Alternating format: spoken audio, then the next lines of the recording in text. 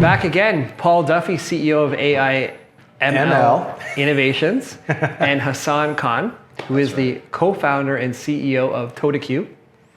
Nice to meet you. Thank you. Paul? Good to see you again, Karl. Yeah, absolutely.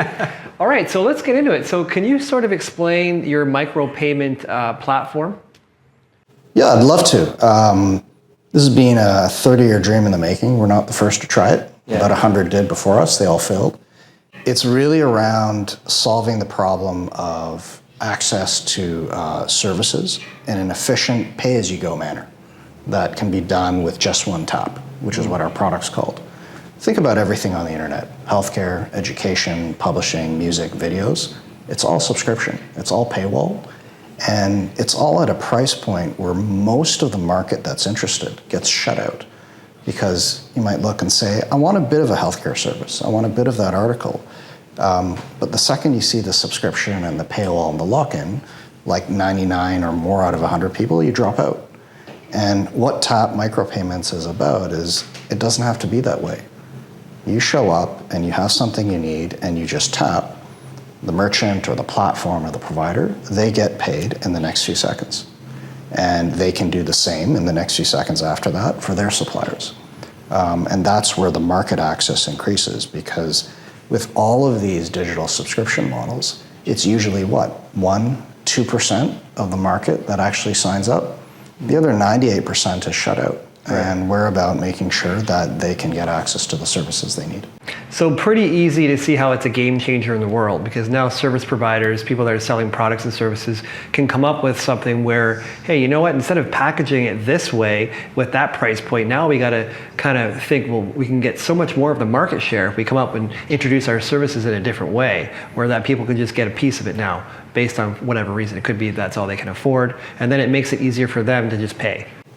Absolutely. And that was part of what brought us and Paul and AI/ML together. Think of healthcare and how many people, as an example, for something like blood pressure or high blood pressure related ailments need access to services. I think the number is over 1 billion, but when you get very expensive telehealth and digital health subscription products, most of those billion are shut out of the market. And imagine just with micropayments, you can take a good service to say, great, I can get a service, I can get access to a high fidelity ECG file as my own electronic health record, and I can just tap and get that for cents. Well, that's a great outcome for patients and everybody. Well, I'm going to ask you a bunch of questions about how you got into this. You're the co-founder, but I want to sort of now talk about the partnership with AI/ML in your company. How did that even come about? I think that was a little natural. Look, we spent 6 years on some really deep tech R&D trying to solve this problem. And once we got out the door, it sounded almost a little too good to be true. So good partners to start with who will adopt things first. They're technically savvy. They know a lot about their market, what their customers, what their patients need. And they're willing to move early and fast. And AI/ML was exactly one of those kind of partners. We're very happy to have them there, as well as a broad spread in sort of other verticals where we're doing the same thing. So it was a little bit of serendipity in terms of how that connection was happened. But I think those qualities are what made the partnership come about. Okay. And Paul, where do you see the value here? Well, I think it's extraordinary on a couple of levels. The first is what Hassan and company have been able to do. And I mean, he says it, I'll just say very politely, but they've cracked the code on what has been a phenomenal roadblock for companies of all size, but small and medium specifically.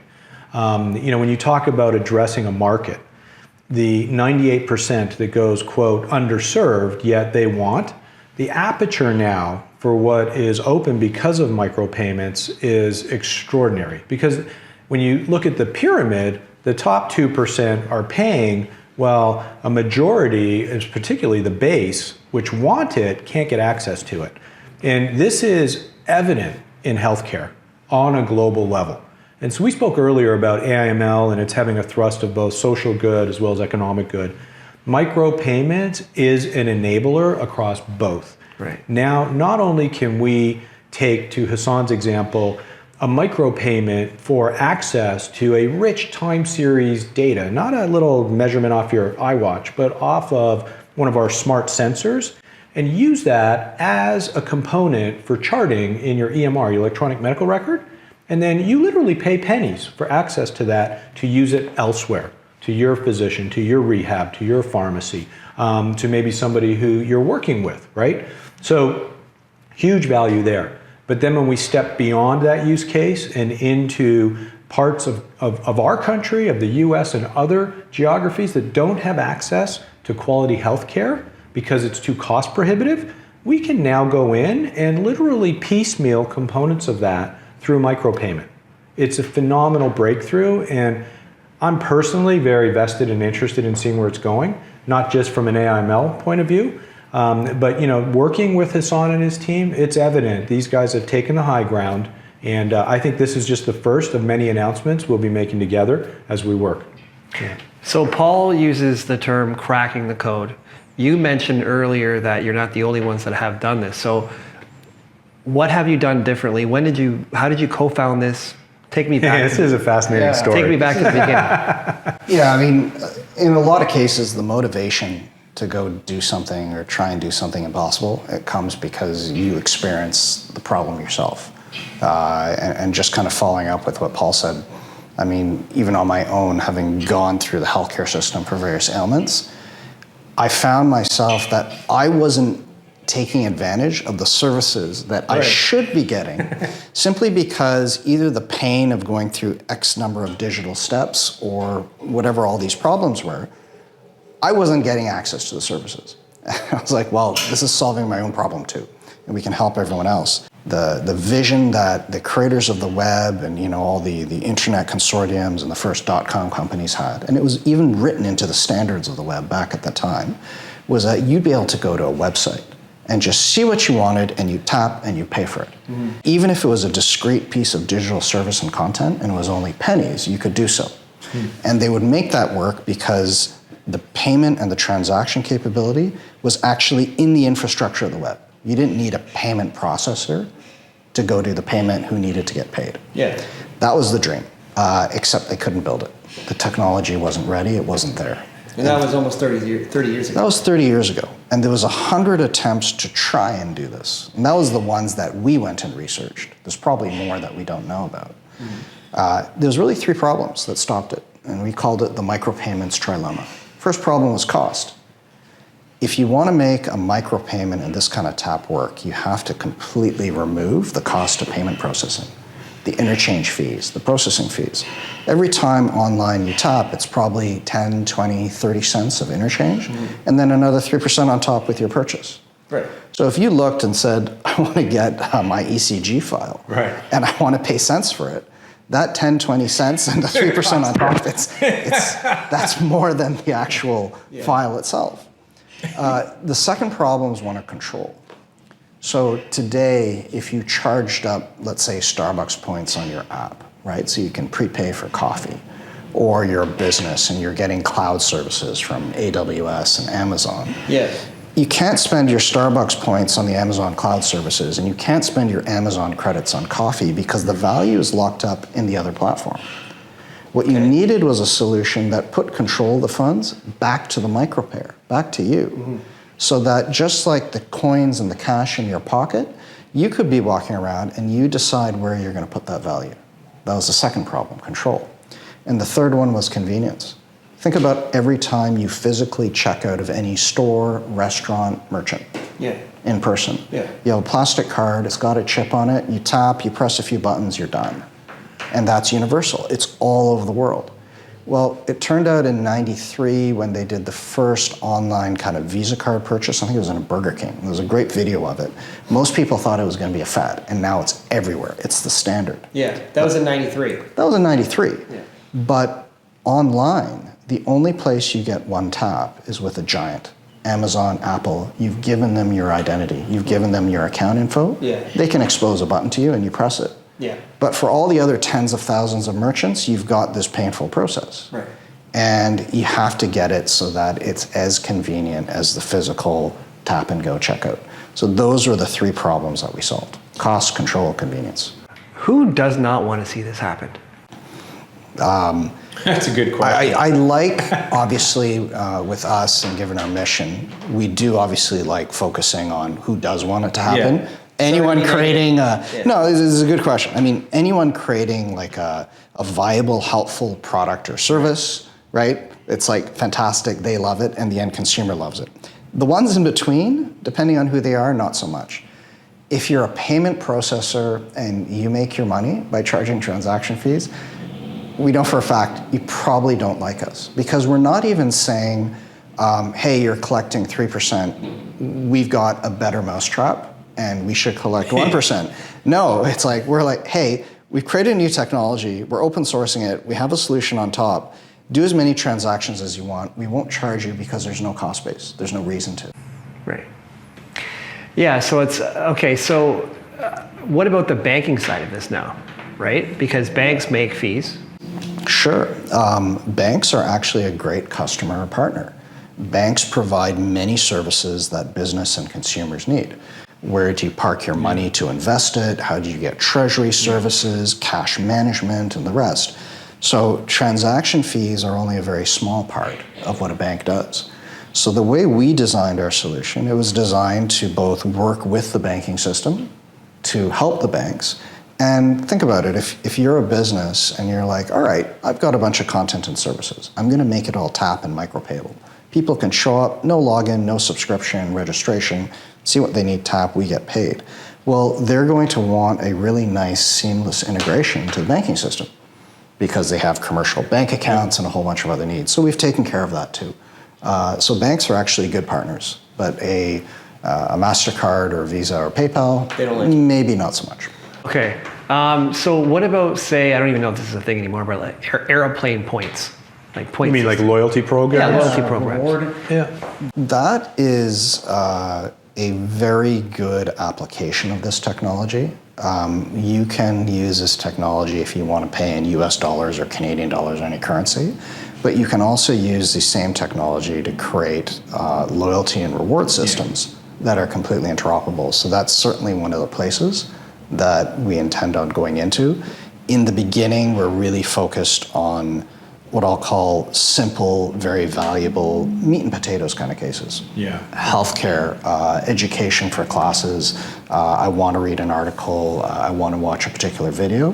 But you're absolutely right. I think one of the next things that we'll layer on, and we're already hearing it from customers in our pipeline, is where and how they can wrap a better loyalty and rewards program around that. Yeah, it would make sense, I would think. Yeah. It takes, it's a good one. takes a lot of character and discipline to co-found, build a company, grow it. Where in your life did you build the character and discipline to kind of be able to take on this task? Yeah, this is, I would say, definitely one of those things where you take everything you learned and all the mistakes you made and all the successes and you pull it all together, right, for one last great thing. And I'm really happy to say that we've got a fantastic kind of joint leadership, a team where they all kind of possess those same qualities. So between them, our investors, kind of the community, it's been this massive effort beyond just me to push this forward. I'd say the first thing is it starts with love of creation. And when I started, I was originally in technology. I loved how technology enabled human beings and people to do and build what they wanted to do and make their lives better and make the lives of their communities and family better as well. And I liked that bridge, right, of where the two met. I was a little wild as a kid, so I actually started in the Canadian Army. And I was a signal officer. Where'd you grow up? In Toronto, right in the middle of downtown Toronto. Okay. So going to the military was an interesting choice. You don't see many people, right, from the middle of the downtown city, right, that choose that as an option. But I couldn't sit at a desk, but I wanted the challenge. I wanted to work on the edge of technology. And that was back during a time about 20 odd years ago when everything was moving from analog to digital. And the defense side of things was the same. And I got the bug there to go build things because every time you stop people from fighting, right, as a part of peacekeeping or as a part of NATO, the first ones to emerge are the entrepreneurs and business owners. everything's being destroyed. Sure. And they want to get back in business. And there's no working institutions, because those are being rebuilt as well, to talk to. So they'll immediately go and say, hey, let's go find the military unit that's there that has calmed everything down. And I literally had a number of them that would show up with a business proposal. I was a TV station owner, Wow. or I ran radio stations, or one of the first ISPs, and I want to get back into business. That's fascinating, right? Wow. And meeting these entrepreneurs, it made me realize I was in my late 20s, early 30s at the time. I was like, I'm not going to do this forever. What am I going to do next? Mm-hmm. And I just found that I ended up falling in love with every entrepreneur's story and going through the process of building something new, bringing it out to the world. And I was like, this is really cool. When I leave, this is what I want to do. So I left around 2008, and we all know what happened with the market. 2008, Perfect 2009. Fantastic time. Well, just to back up a second. It isn't, to be frank. It's not, you could look at it two ways. Yes. When people were approaching you with these... Through adversity, opportunity. Exactly. When people were approaching you with these ideas, where were you in the world? So as an example, Bosnia-Herzegovina, during the 90s, obviously it's a very sad conflict. The UN was in charge. By the time I showed up during my era, it was just turned into a NATO operation. I managed to start sorting everything out. It was educational, especially in realizing what humans and people are capable of in the great things that we all have inside ourselves. And there's a lot of troubles, there's a lot of challenges in the world and with people and everything else, but you can also focus and say, wow, this is wonderful, right? And every time you meet someone, it certainly taught me that you can never see the potential that's inside them. And there's really a question of how do you unlock it? How do you enable them to do what they want to do? And the web and the internet and our market, they bring so many great things that unlocked a lot of opportunities, but it's been around for 30 years and there's a lot of structural things in place that actually are now preventing that kind of innovation, preventing that kind of opportunity, because things that were tiny have grown up to be giants. And giants do what giants will, and you end up with a market that's a little slower, a little more monopolistic. And it can suppress a lot of innovation that's happening on the ground. So if we can open that up and make it happen, well, that's a good thing. I'm gonna ask you a question. For the listeners, we're in a very old building and there's old piping and stuff, so you might hear some weird noises, but the story's better than the noises, so that's great. Okay, here's a question I have for you, and it's right now in the world, right? It's kind of weird right now. And I see a lot of unmotivated people, especially in North America. But you've been in these war-torn countries where all these entrepreneurs who you would think would have, all this craziness in the world, but they have all this motivation and a passion for life, right?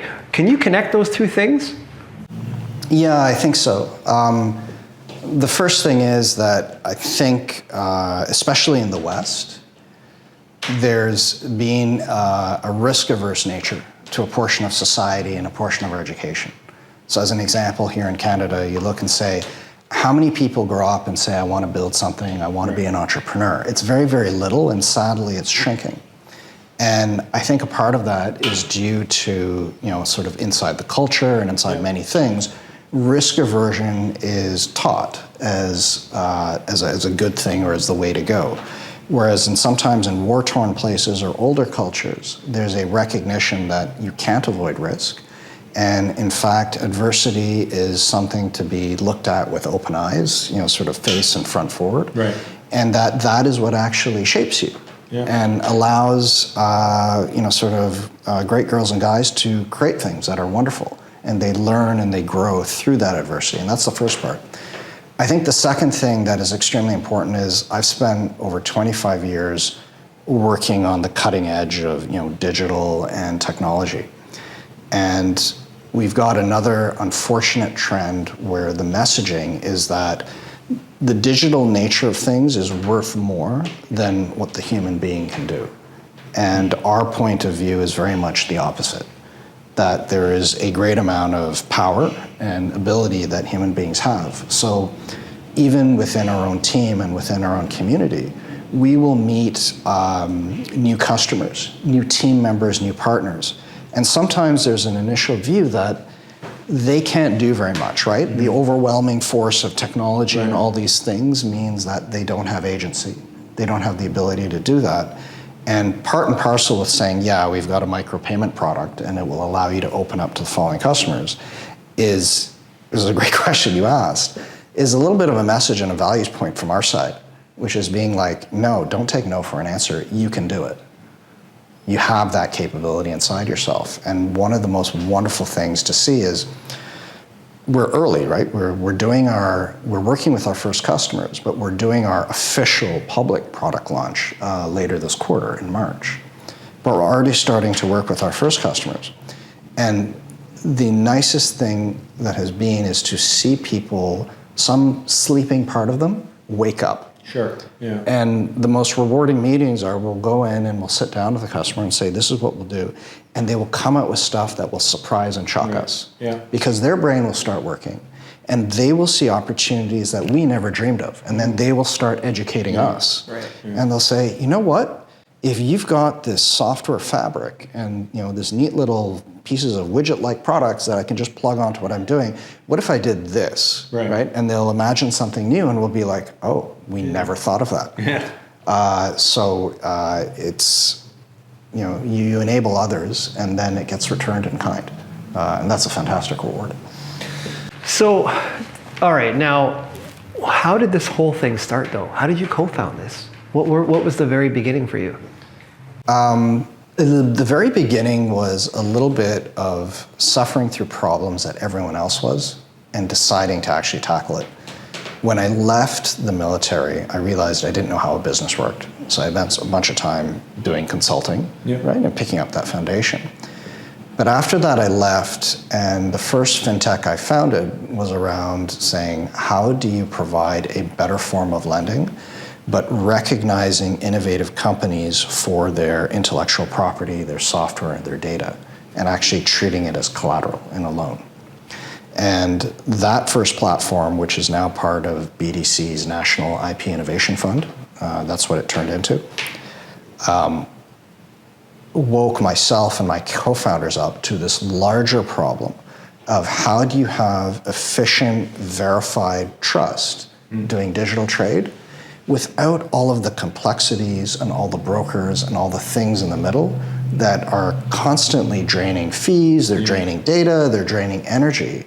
And instead of being the enabling, accelerating force, right, it's now slowing everybody down. And that was a moment where we realized there was a problem. And this would have been around 2016. And as you know, blockchains had shown up and were starting to go. And we looked at those and said, well, that's interesting, but that's not the solution to this overall web problem. And what followed from that was a 6-year research and development journey, right from the math and the data structures and way down at that level. That was quite a proposition to go to the world and go to investors and others and say, we have a Mars mission. We're going to solve this problem on the internet that's been there for 30 years. And technology that removes the cost and the need for fees and all of these things. Unfortunately, today what happens within markets is a lot of innovation occurs within very narrow channels. So if you decide to go outside that, right, and you're on a new field and announce it, you're going to have a challenging journey. But we had a lot of help, a lot of adventures, all the usual ups and downs. It all worked by the time we hit early last year. And that's when we said, okay, we're ready. Let's go build the first fintech and a micropayment solution on top.